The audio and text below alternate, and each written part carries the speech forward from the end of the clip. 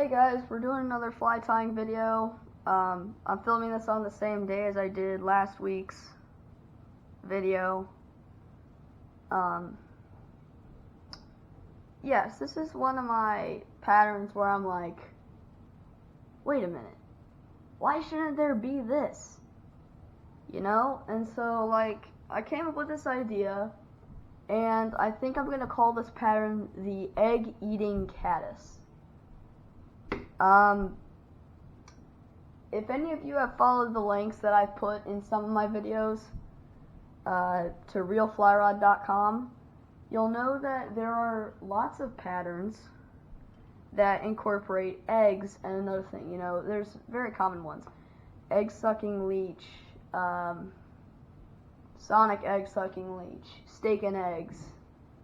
I've seen them where it's egg-eating baitfish, egg-eating crane fly, egg-eating mayfly, whatever. So this is the egg-eating caddis larvae. So I've got, shoot, where'd I put my hook? Oh yeah, I've got a size 12, 3x curved shank.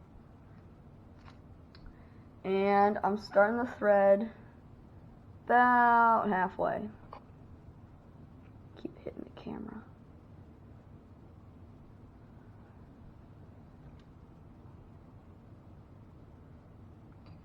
And the first material we're going to tie in is some, well, there goes one of my wires, some red copper small sized wire.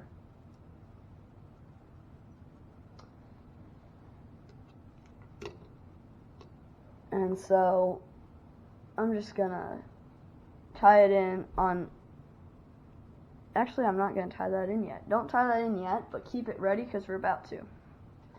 And the next thing we're going to use is a sculpin olive marabou feather.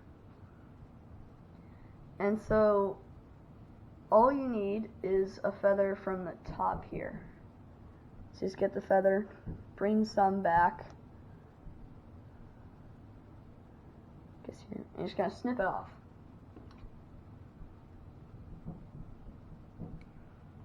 And then you can use the others for woolly buggers or crane fly larvae.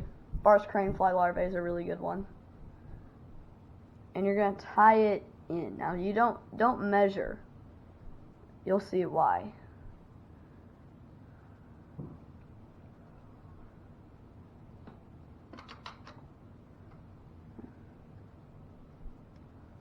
Snip it off.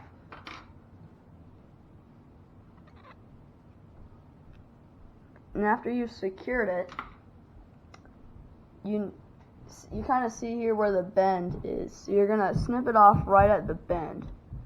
And this is going to act like the breathers, I guess, that some nymphs have, such as mayflies. They're really visible on mayflies. And now we're going to get that copper wire that I very mistakenly said we're going to tie in first. Bring it up about here, because this is where the egg is going to be. The egg's going to be right here. It's going to be a big egg. Tie it in.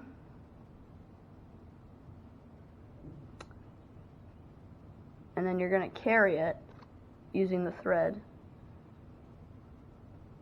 to the far side. And this is going to help with the tail. So that way, like, if you tied it on this side, it'd crush the tail. And you don't want that. And so our next material we're going to use is these long peacock curls. You want about 4 of them, and I'm going to show you how to prepare them for this fly. So you're going to, first things first, you're going to align the butts. There.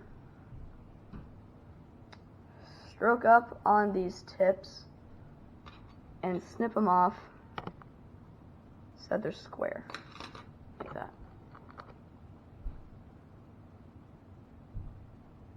And then using these hackle pliers, you can get these ones at Cabela's. I really like them because they got a rubber grip. Secure the butts.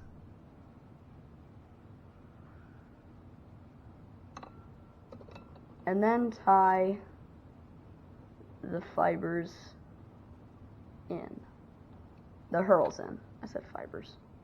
I'm an idiot. Jeez, Harrison, why do you have to be such an idiot? You take them back to where your thread ends.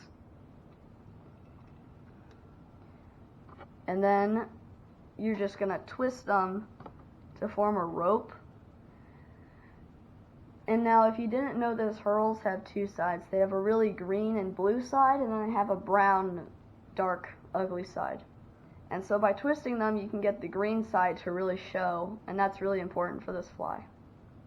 Now that I think of it, this fly is more of like a zug bug with an egg on it.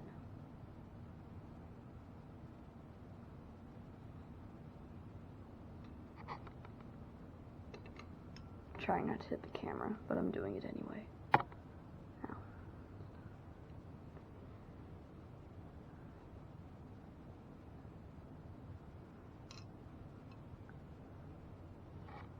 Sorry if I'm doing this very slowly. I'm still not at all experienced with this whole camera on the other side thing.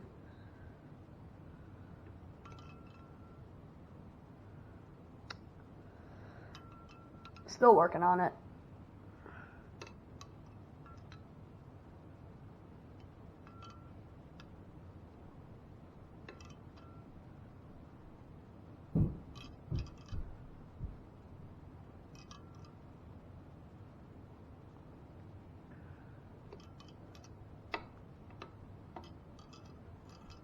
And now once you've got a nice little body here,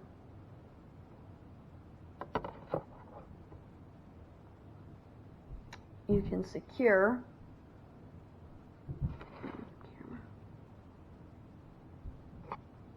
the hurls.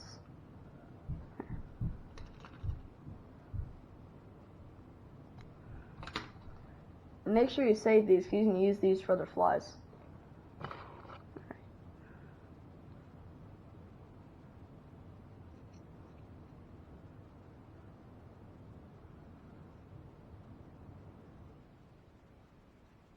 I'm going to go over a few of the hurls, not too many. And now start wrapping the wire.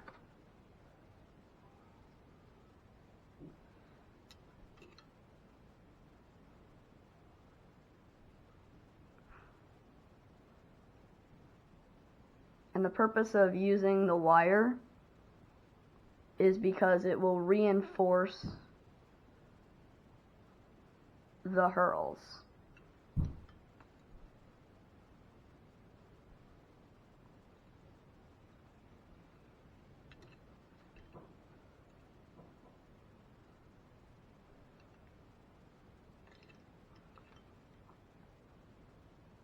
Awfully quiet.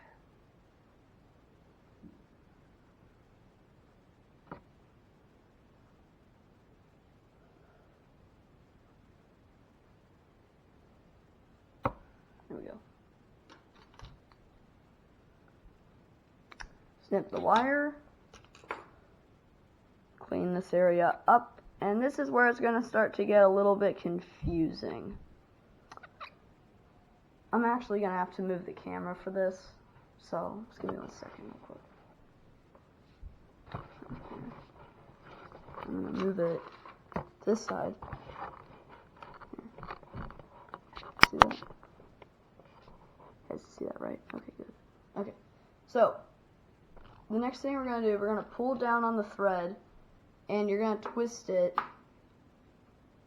counterclockwise. Counterclockwise.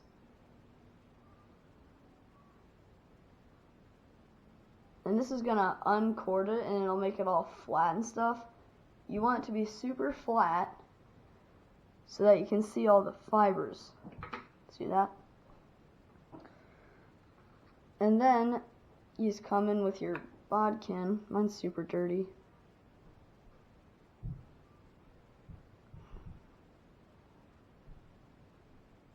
Split it.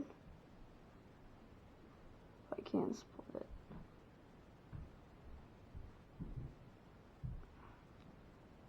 No, dang it.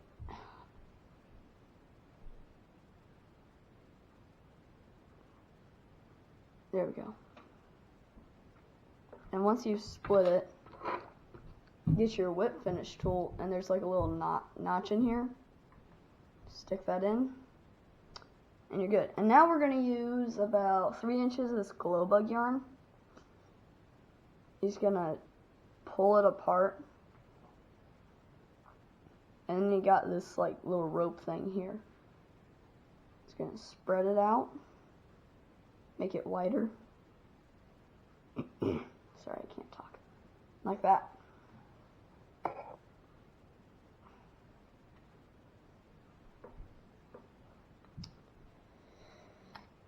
Grab the strands, pull them apart, insert the yarn,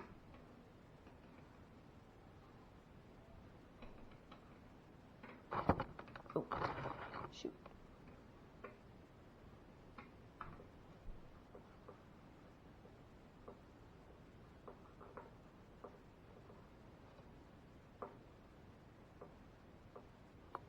like that, and then slip it a little bit upward, and then twist it clockwise to cord it up, and watch what happens to it.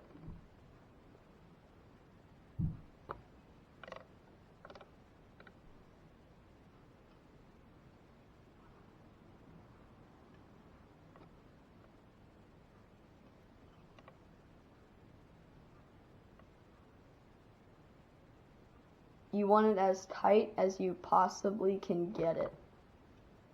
Here. That's probably good. That's probably way overkill. Let's go.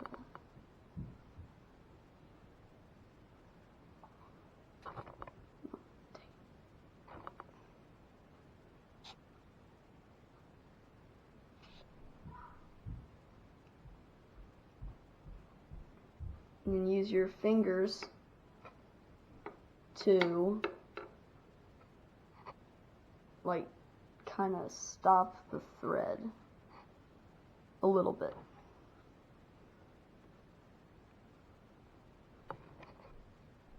And this whole thing will like slide back, so you just make one turn and let your bobbin sit there.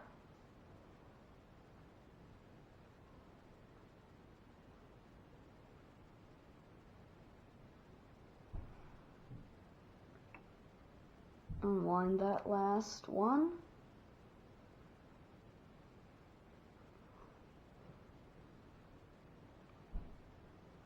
And then you can make your half hitch or whip finish. I like to use the half hitch on nymphs, and whip finish on streamers.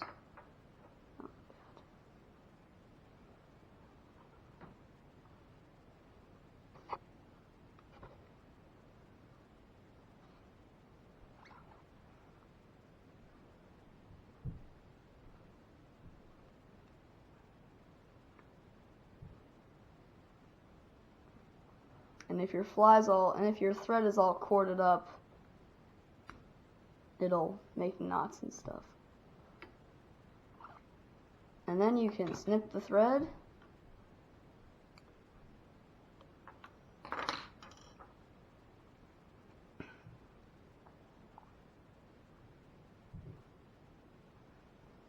Slap some glue on it.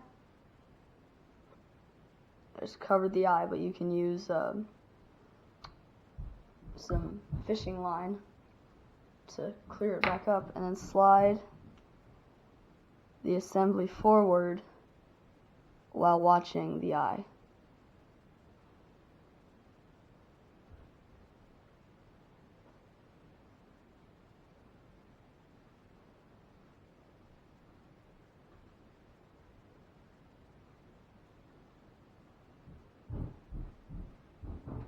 Done. And that